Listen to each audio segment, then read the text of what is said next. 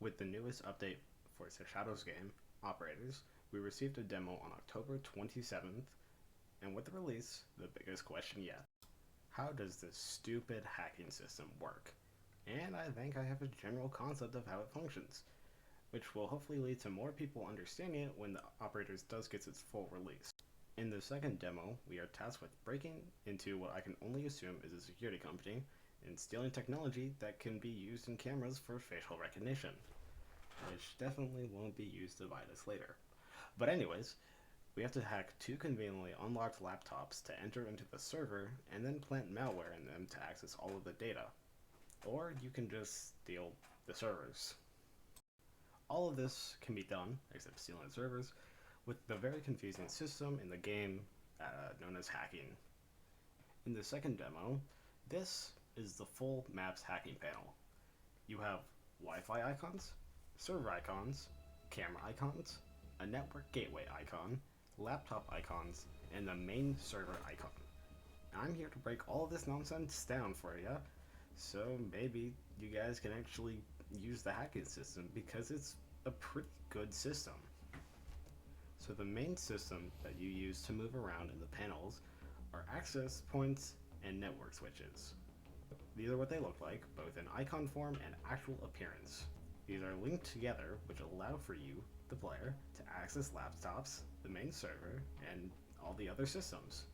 However, whenever you read the help menu and you go to the hacking section, there is a line that says, by default, you can only directly compromise one of the two systems per mission. This limit can be raised though through the remote access perk. Based on this information, we can assume that in the demo we already have that perk unlocked, and we can also assume that it's probably going to have a similar skill tree system to Operator's predecessor, Entry Point. The camera and network gateway don't take on a physical appearance, but they do have a use. The camera icons show that if you disable the main nodes, use interception, or use interference, something will happen to the cameras. I'll explain how those work in a bit. When you use interception or interference on network switch 764, you have access to all of the cameras. That is because it connects to the network gateway node, which basically just means it's the entire mission's cameras. When you see where the physical network switch is, it makes a bit more sense. The switch is located in the server room directly next to the camera room with the radios. Unlike the first demo, the cameras are operated at an external location, so the only way to deal with cams is to destroy them or hack them. The laptop node is next, and it is just a way for you to hack it and receive information to help you complete the mission or do key objectives. And finally, the main server. The main server stores the information that you are sent to steal. Simple enough. You may also notice that when you are hacking, sometimes it will say too far away, or something like that. Basically, all it means is in the hacking menu, if you plant access through an access point or a network switch, you can use transversal 2 times in a direction to a stream before you are out of range. You can bypass this by giving yourself access to a different port in another location that's still in that stream. Now that you have the basic understanding of the nodes, now all the actions you can do with them. You can use transversal, interception, interference, ping, find decryption key, and plant spyware. Transversal allows you to move to or compromise another access point as long as you aren't out of range.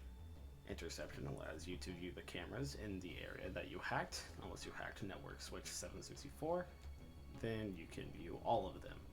Interference is a less self-harming direct disable on a physical node. Ping, which will mark an outline around a physical node you can give yourself access to. Find a decryption key and plant spyware are self-explanatory. Each action will cost you. Transversal will always cost 25. Ping will always be 15. Interference will always cost 20. Find decryption key will always cost 25. Plant spyware will always cost 15. And finally, interception. This can be either 25 or 40.